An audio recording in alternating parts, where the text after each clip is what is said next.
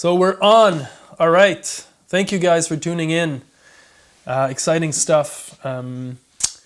Before we start, I need to say we're probably going to take the full hour. I don't think we'll have time for Q&A, but you can leave messages at the end and we will check them and get back to you. This webinar on successful farming is part of opening the cohort for the masterclass, the online course that I teach. And at the end of this webinar, I will present you the masterclass and give you a promo code if you want to join. So stay tuned for the end. Today, we're talking about failing in farming and ways that I think can really help you avoid that. And since posting that we were talking about that, a lot of people wrote to me and said, oh, these JM are the things that you need to be talking about. And a lot of them had to do with marketing, getting the good prices, how to display at farmers market, the context of the farm. And although these are really awesome, and it's true, the price is number one. If I'm getting double the amount of cash for the same produce, for sure my farm is more successful. And if I'm getting less per item, it's also super true. But these are mostly things that are out of your control. And today I want to talk about things that you can control. And a lot of my thinking on these things comes from my own experience. So I've been farming for 15 years on an acre and a half at La Grelinette with my wife, Maud-Hélène. We started in 2004 a farm, and all of the practices that I have developed and do on that farm is in the Market Gardener, the book. And then I started another project, which is a farm where I teach people how to be successful market gardeners, and La Ferme des Quatre Temps. And that's a bigger farm. And a lot of the things that I teach now are what I've learned in the last 5 years, developing this farm, the hardships, the working with bigger crews, but it's always focused on teaching. I've been very fortunate to travel the world talking about my farm, and so I visit a lot of farms. I also mentored a lot of people that I've trained and then went on to start their farm, and they call me back and we exchange. And so I have a pretty good eye at seeing things that give me opinions about the reasons why somebody would fail or not. And so this is what I want to talk about today. Let's jump right into it, if you guys are cool. I also want to say one thing. This is not the ultimate definitive 5 reasons why. These are just 5 things that I've seen. So there's others. And again, if you want to write comments about what you think also makes a difference, I'll be happy to post them and share them and read them and reply to them. But these are 5 things that I think are really core. And hopefully in this seminar, you'll get some of these principles. And if it talks to you, if you're listening to this and there's an appeal, that means that you might be onto something, listening to the advice, perhaps to correct some of these things. Okay, we're good? So we can really start now. So 5 sure ways to fail at farming. Number 1, failing to plan. You've probably heard this. Failing to plan is planning to fail. And it's so true. On most farms that I visit, especially in the summer when I have the chance to travel abroad, or in my previous years before I was starting my new farm, I took almost a full year to travel and visit a lot of farms. I would often enough go to a farm where the grower was really, really busy and running like a headless chicken, trying to take out all the fires that were happening throughout the day, and always reacting to what is happening, and always in kind of mode where you're never in control of anything. You're just like, the farm is things are going so fast that you're just kind of starting your day, putting out fires, and then the next day it's the same thing. And you really can observe that when you're equanimous and when you're in control of things, and you meet other people that are not as much. It's really obvious that's what's going on. And perhaps some of you guys have seen that or feel like that on your own farm, and it's pretty common. It's pretty common to be the grower and to be really not in control and to be reacting to everything. For me, when I see this, it's a very strong indication that the grower is not well prepared for the tasks at hand. So because it's so busy and so complicated and complex to run a small organic farm, everything that you can prepare prior to your working day really makes a big, big difference. And so for me, the antidote to failing to plan is to plan daily, to plan weekly, and to plan yearly. And if you do these three things, man, you will see a huge difference in how your days operate, how your weeks operate, and the bottom line, and how you feel at the end of your year. So, to break that down simpler into how-to things that can help you, daily planning is a must, and the best advice I can give to anyone is to always finish your working day by taking 20 minutes to sit down, pen and paper, and write down the action item, the to-do list of tomorrow's working day. Okay? So you want to take 20 minutes to write, okay, tomorrow this needs to happen, tomorrow this, that. And that does two really important things for you. First of all, it allows you to think about tomorrow and prepare yourself and perhaps some of the equipment that might be in use. You might go need to get gas from the store for the BCS or for your tractor or whatever. You'll be prepared, so you're not going to be doing this tomorrow when the crew is on and you're in the heat of the day. But also, it allows you to shut out your day. It's like when your list is done, your day is done, and when you're having dinner at night, you're not thinking about, oh, I should be remembering this and that. And it's like if it calms your mind. And it gives you a deep sense of being prepared, because you are, for the next day. So, I won't go too much in detail with this, but man, if you're not doing that, you should. You should always finish your day by taking the time to write a to-do list of things that need to happen the next day. Be prepared, be organized for every working day, and you do that the day prior, okay? Then, weekly plan, just as important, okay? You should always start your week by taking the time to walk your fields, taking notes, observe what's going on, and then look at your calendars that tell you what to seed, when, where, and then write all of this information down on a big board. That's what I do. We have a big board and we write this down, very detailed, and that gives me an overview of everything that needs to be done in that given week. And when I write that down, I'm precise. Leeks need to be transplanted in bed number 31. We need to put compost in beds in blocks number 14 and 15. We need to spray copper in the onions in bed 16. Very detailed, so that if ever I'm not at the farm, people can really see what's going on. And so that's important because, again, it gives you the work to do at a week's glance, but also the next thing you want to do is to bring in your colleagues, your partner or your crew members or whoever's working with you on the farm, and you want to have a meeting with them. It doesn't need to be long, where you go over all of these things. And by doing that, it does two things. First of all, it allows them to give you feedback about that game plan.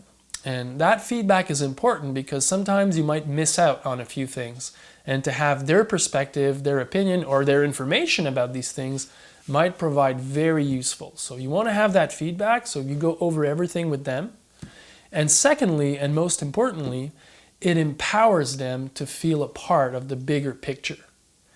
And it's very different to have workers or crew members or even, interns that have the big picture, because then they kind of get it, that it's not just going from one chore to the other, is that they need to be speedy, there's a lot to do, and then they also should be able to scratch things off that list, and because that's very nourishing and fulfilling.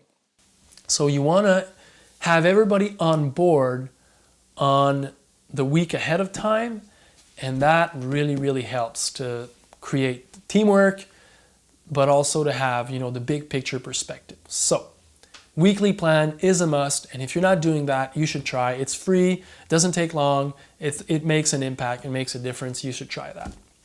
The third thing that's really important, and I think, when I see the farms that are not well organized, a lot has to do with the fact that either they don't have a crop planning calendar or it's a very summary plan, and farmers are improvising, from week to week what they're planting, where and when. These decisions are made on the fly, on the go. I'm going to open this field because now this one's available. This is not how you should be running a market garden, because it's too complicated, there's too much information, there's too many moving parts. What you want to do is do all of this decision making in the winter months. And when you have more time, when you're more relaxed, and when you're not busy doing a million things. And so I've been teaching crop planning for a long time, and there's key principles, but it all starts with predetermining where you're going to sell things.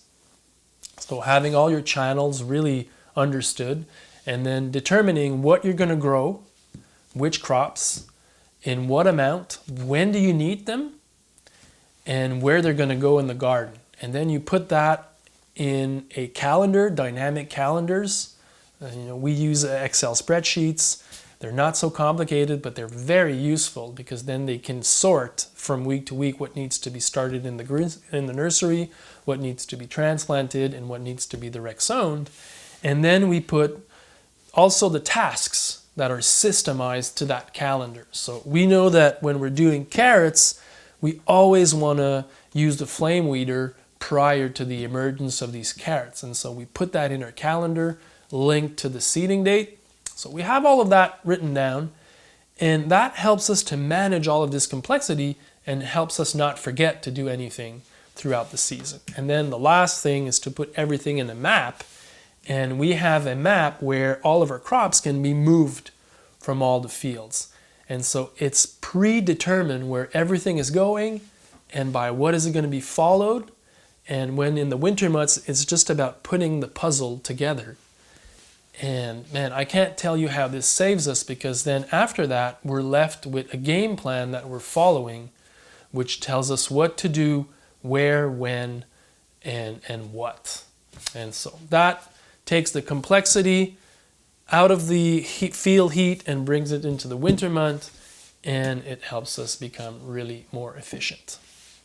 So to sum it up, I wrote down a nice phrase: with clarity of planning comes effectiveness of actions. Okay?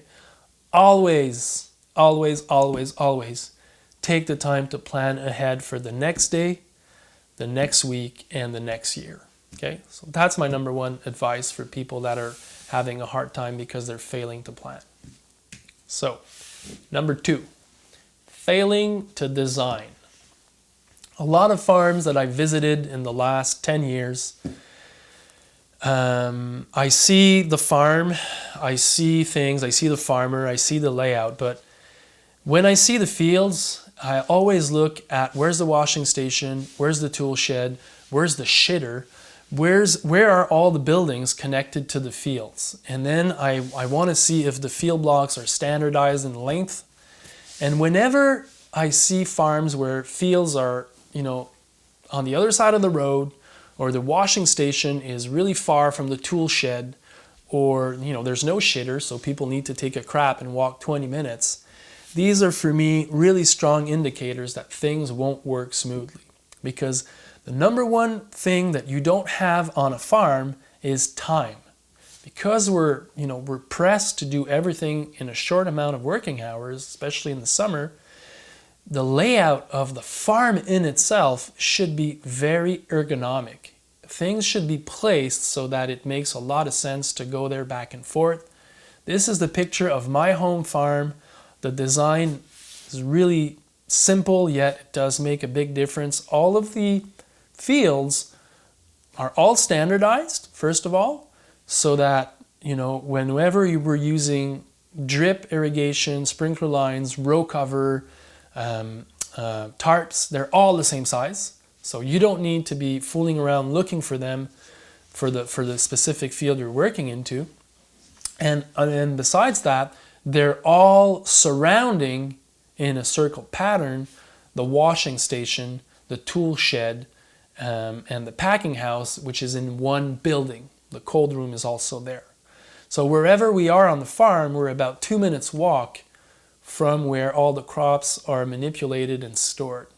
And that pattern makes us very efficient. So think about the fact that whenever you and one other or two other or three other or four other people, let's say there's 4 of you, are walking 15 minutes to go to one field, that's an hour downtime, back and forth 2 hours just to go to that field. And that 2 hours could have been spent cultivating, harvesting, weeding, whatever, scouting for disease, but it's really wasted time. So, when I visit a farm now, what I'll do is I'll Google map it from Google Earth, and then I'll see the patterns, and I can say, just from looking at this, if a farm is efficient or not. And so design really, really matters, and you should be observing your farm from a bird's eye view. You should have that perspective, and you should be questioning yourself, is it a good design? Is it a good pattern? And sometimes there's things that you can do about it. And if you're starting new, then you should really take the time to make sure that you're not failing to design and that you have a good design. The other area where design really matters is in the washing station and the tool shed and whatever building that the vegetables are manipulated in. So on a farm that is tightly run and operated, 40% of the time is spent harvesting, washing, manipulating the vegetables. So that's almost half of the week. And so the area where this is done needs to be thought about. And it needs to be really ergonomic so that, again, the footsteps are minimized and that you're efficient in your workflow. The best way to do this is to have, again, a bird's eye view of your building. And then you can draw the patterns of where you're walking to do this. The vegetables are going from there to there to there to there. Is it efficient? Does it make sense? Can it be changed? Can it be more dynamic? Can you minimize the footstep?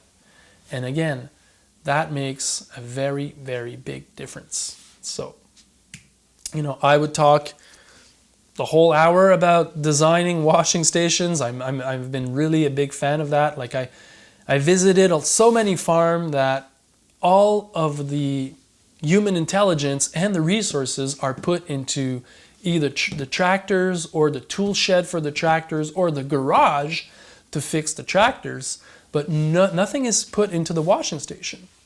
And for me, that's a big mistake because the washing station is even more important because we do spend a lot of time there. So I've been drawing a lot of those washing station. This is on Google Sketch. And if you Google my name, Google Sketch, you'll find my portfolio. It's all open source. You guys can use this. It's really cool. It's 3D, and then you can play around and move things into your washing station. So design. This is the 3D warehouse with Google Sketch. There's a lot of cool things in there, and you can check it out. If you do take some drawings and you improve them, it'd be fun for you to share them too with the others so that we can all learn from that. So, going fast here, and I hope this is making sense for you, but to take this home, just remember the alternative to good design is bad design. Okay, so everything is designed, and there's no such thing as no design. So if you've never given any thoughts on this, if you've never thought of your farm as something that needs to be designed, the layout and your washing station, perhaps it's time to do it. And the winter is a great moment to do that. Okay? Sip of water, and then we move on to mistake number 3, which is also a very common one that I see. So, mistake number 3, failing to delegate. Ooh, this one I see especially with farmers that are in their first 5 years of operation. Failing to delegate means you're trying to do everything yourself. And the reason why growers end up doing that is because A, they're more motivated, B, they know where everything is, and C, they're impatient to get things done. So they're always thinking, I'll just do it myself. You know what? It's going to take less time to explain it to you. You're not as well trained. You're not as motivated. You're not as fast. So what happens is that the grower is always trying to do everything himself because in his mind, he's just better at it, which is true. Okay? You know, a farmer on his farm will always be the best one to do pretty much everything on the farm because he knows where things are and it's his project. The problem with this is that this is the perfect recipe to burn out because a farm has way too many things moving, even if you're on half of an acre. Okay? The fact that you'll be doing everything means that you'll never be like your head's never going to be out of the water, and you'll never have time to think about what you're doing. You're always so busy kind of doing.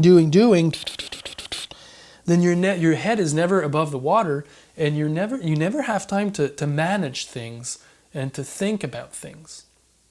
And it's really important to think about how things are done and how things should be done on a farm. It's like there's working in the farm and there's working on the farm. And if you're going to be successful in farming, you should be working on the farm and having your head above the water. And the only way to get there is to empower others to take on roles and responsibilities on your farm. Okay? And when you start doing that, it's really important to commit to that principle. You're empowering somebody else to do the job. That means you'll show them how to do things in a very clear manner. This is how I want you to seed, seedlings in a seed tray in the nursery.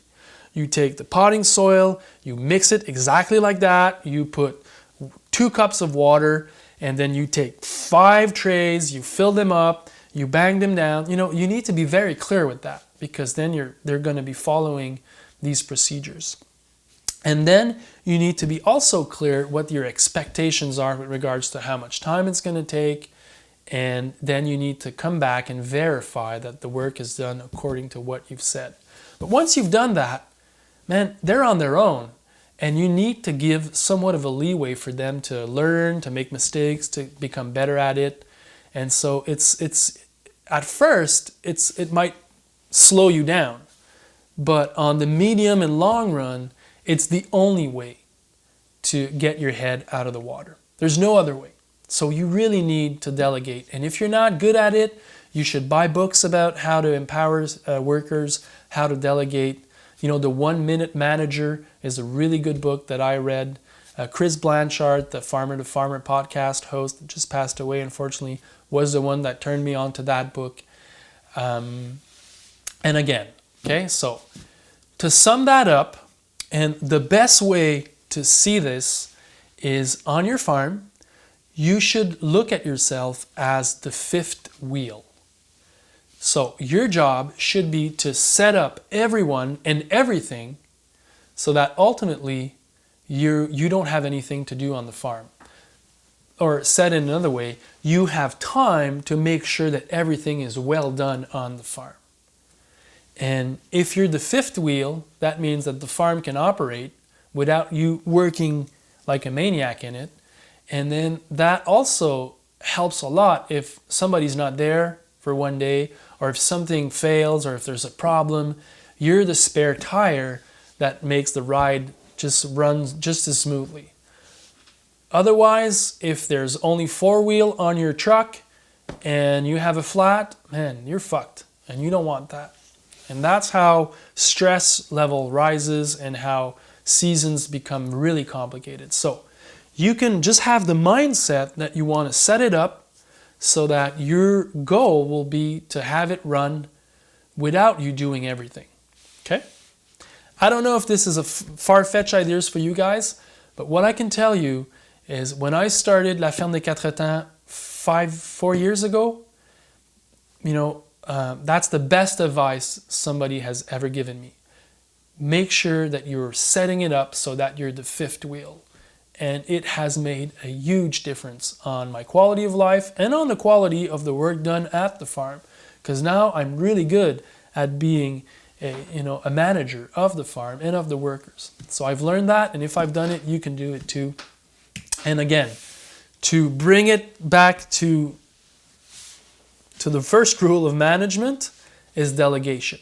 So delegate, delegate, delegate, and don't try to do everything yourself because you can't. It's as simple as that. Okay? So it's free advice. You don't need to follow it, and it's not worth a lot because it's free. But I can guarantee that that's something that I see as a problem on many farms, and the best way to counter that is to become good at delegating. But you need to plan for it. You need to have that in your mind. So, number 4. And that one is, I would say, a bit deeper, but it has a huge impact. And this one is not having a clear why. Okay?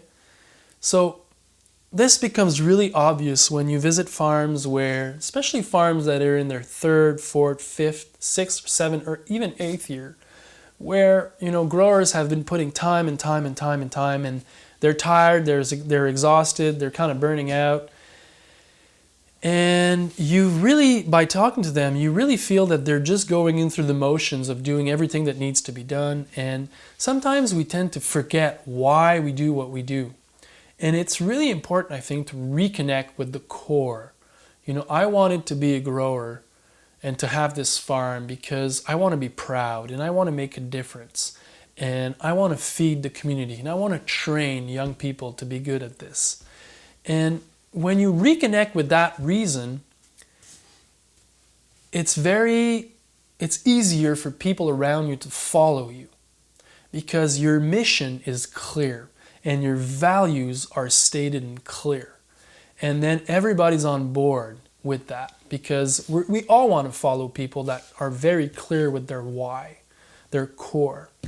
And so the best advice I can give you to make sure that this is something that you do on your farm is to have a mission statement and perhaps 4 or 5 values that you are honoring on your farm, and to post that somewhere where people can see it, and to take the time every year to revisit that mission statement and make sure that it still connects, make some changes to anything, but have it being something that is still alive in you. And so on my farm, and obviously this is well written because I'm doing this presentation, but this is the mission statement that we've had on our farm, and it reads like this. By farming, we wish to create a healthy, productive, and meaningful lifestyle for our family. So the reason I got into farming was for lifestyle. I wanted to get out of the city, I wanted to find purpose, and I wanted to live in the countryside, build my home, work with the changing season. I wanted to be outside. So lifestyle is the reason why I got into farming. And it's important for me to always reconnect with that. Okay?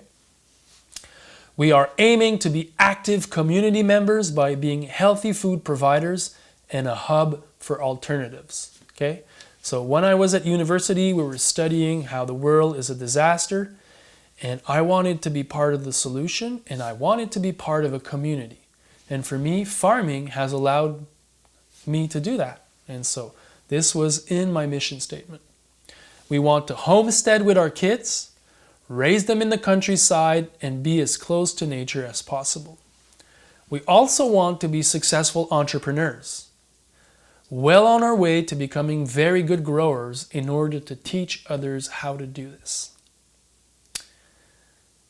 And then that last phrase is really important. Above all, we want abundance, happiness, and creativity in our daily lives. And so that's really important. You need to have not just a wish, but a goal. And these goals should be something that are very core to you. Do you want to be, do you want to make a lot of money? That's because you want abundance. Do you want to, have a lot of time? That's because you want to be creative. So you should use these powerful words to sum these things up. Creativity, abundance, happiness, partnership, these are all really important. You want to make a difference. And I've always ended my mission statement by commanding the farm to work for us and not the other way around. And I'm inviting you guys to do that too, because farms are so needy and it's such a enterprise that takes a lot of juice. We should always remember that, all of this is to fulfill our needs, not the other way around. So just frame it that way. So this is my mission statement, and you should write your own, and you should take the time to think about it, and you should be very clear on it, and you should post it, and you should revisit it every year. And the thing to remember is that when the why is clear, the how is easy afterwards. It's when the why is not clear that everything becomes, people are just doing a lot of different things and it's not connected to what their real goal is. So, again, this is perhaps a bit off from, learning how to pick carrots, but it's really important. And you should take the time to think about this.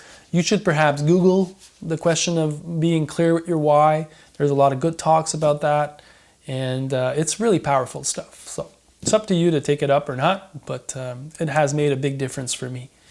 I'm also give you another piece of advice. This is something that I've learned in the last few years, and I wish I would have learned that earlier. It was actually my good friend Joel Salatin that gave me that advice. He said, JM, because now we're on a speaking tour, we're always meeting each other, and him like us, a lot of people are asking things from us. And he said, JM, you'll be defined by what you say no to. And he said, saying no is so important because that defines what you really will end up doing. And you don't need to be Joel Salatin or JM Fortier to say no, because in our daily life, a lot of people are asking us for different things that are not our mission. It's not what we want to do, but we feel like we want to help and we want to be good neighbors or we want to be good friends or good lovers or whatever. And we end up saying yes to a lot of things that are not really connected to what we want. And so if I have one advice that I would give is that to follow this kind of mojo, which is if it's not a fuck yeah, it's a no. And I've been following that, and if it's not like, yeah, I want to do this, man, it's just no, sorry, no. And with a smile, and then we move on, and perhaps next time, or, I would have been glad to help, but this time I can't. And I bet you if you practice saying no, it's very empowering, and it recharges your battery because you end up just not deploying so much energy on things that are not connected to what you really want. So again, if it's not a fuck yeah, it's a no. I hope these things are helping. I hope I'm not boring you guys out with these things. Anyway, for me, these are all important. Mistake number 5, and that's the last one I'm going to talk about today. And this one is not investing in the right tools. So, tools. I'm a big tool geek because over the years, when I started market gardening, there wasn't a lot of things out there.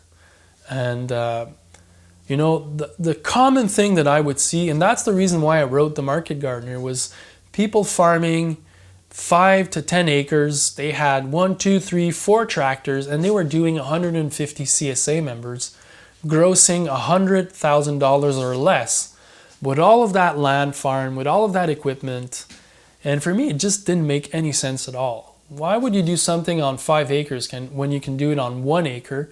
Why would you have tractor and all this machinery and big machinery and a tool shed when you can have a BCS, simple, new, works all the time? And so just these tools, the tractors, were not geared for small scale farming. They're geared for more mechanized, volume cropping. And so that was the start of my getting interested in tools. And, over the years, we were really blessed, like, Johnny Selected Seeds and the work of Elliot Coleman has really helped me along the years find new tools. And now we have suppliers from all over the world sending me tools. And whenever I find one tool that saves me a lot of time, that for me is really powerful because, again, I keep repeating this, but I really strongly believe that the number one limiting factor on our farms is time. You can get loans and money to buy whatever you need. You can find help, but your own time and the way things are done and the speed at which things are done is the limiting factor. So being at the forefront of all of these tools, making sure that the tools that you're using are the most appropriate, they're designed for your system. So, if you're doing row copying, you have tools for that. If you're doing market gardening with intensive spacings, you have tools for that. And all of your tools should work together in a very closed loop systems.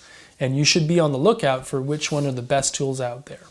And so we've worked on so many of them. I'm not going to go in details, but the tools per se are important. But also what I've learned in the last, I would say 6-7 years, is that just as important as the tool is the technique and the methodology of how things are done on a farm. Because yes, you can have a Jang seeder that is tripled and that will make your work 3 times faster. That's perfect, that's what you want. But the way you pull out your carrots and the way they're bunched and the way they're cleaned also makes a difference, because in a week you might harvest 200, 300, 400 of these carrot bunches. And so if you're shaving a few seconds here and there in all of these steps, in the end for all of these vegetables, these add up to minute to hours, and it makes a difference in the end of your week and in the end of your year. So whenever something, especially things that are repetitive like harvesting and bed prep or whatever, you should have a methodology which boils down to having the best practice.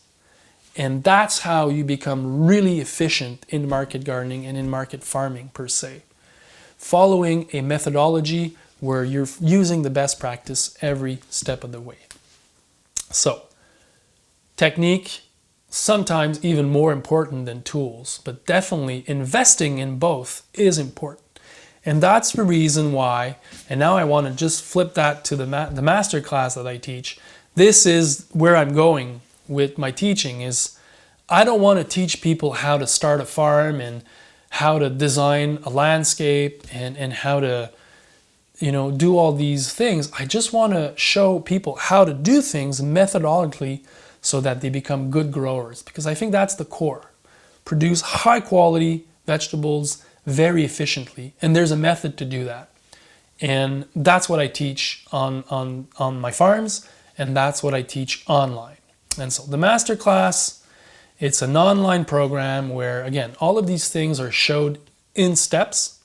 All of the crops, from how they're started to how they're seeded to how they're cultivated to how they're harvested to how they're processed and stored and sold. So you have a complete overview, and it's really well filmed, well edited. I'll show you a little slide. So this is how we do cover crops here.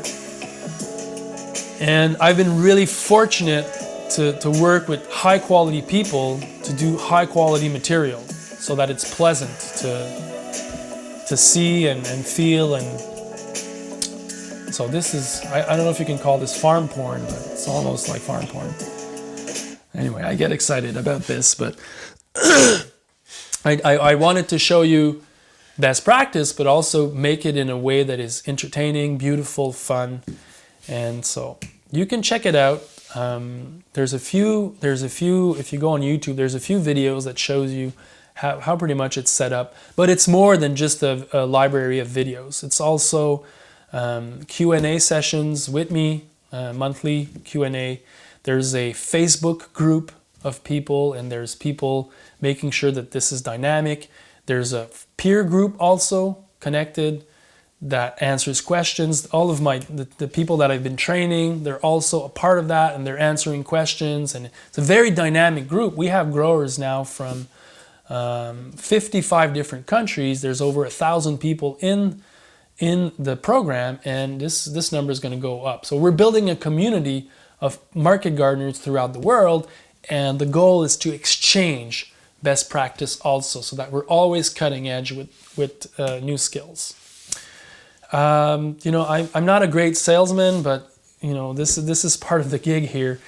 The other thing that's really cool is we've partnered with a lot of the tool suppliers that I've been recommended for all of these years, and there's a lot of discounts, from 5 to 15% on all of the tools that we use on my farms. And so these are for you, these discounts.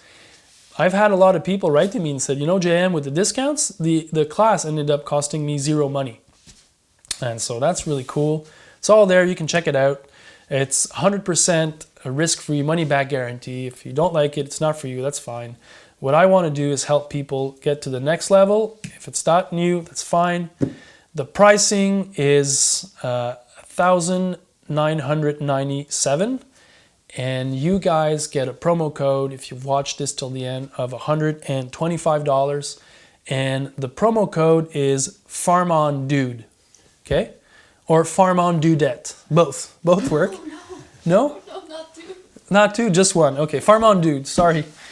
Yeah, so it's there. The class opens for how long? 2 weeks? 3 weeks? 10 days. 10 days. So you have 10 days to register. I think it's going to open while this is being projected, so today and tomorrow. And it's been, for me, really interesting to do this. I've had a lot of pleasure doing it. It's not over. I'm adding stuff the last 3 years, and it's not going to stop. And I've had a lot of really good comments from people that have told me that it's making a big difference in their farming, and that's my goal. If I can help you in any shape or way become a better grower, improve your farm, improve your quality of life, and help feed your community, I'll be a very happy man. So, on that note, I think I'm inviting you guys to leave your comments, what you thought about these 5 principles, and some of the strategies that I've proposed to help get to the next level. If you have questions about the masterclass, just write them down. We'll get back to you. And if anything else, Christmas is just around the corner. It's been a big year. It's been a big year for me, for my crew. I think this is going to be a well-deserved rest. I'm wishing you restful days. If you're in the northern hemisphere, if you're in the southern hemisphere, farm on and give it all you have in your fuel tank. There will be a time for rest.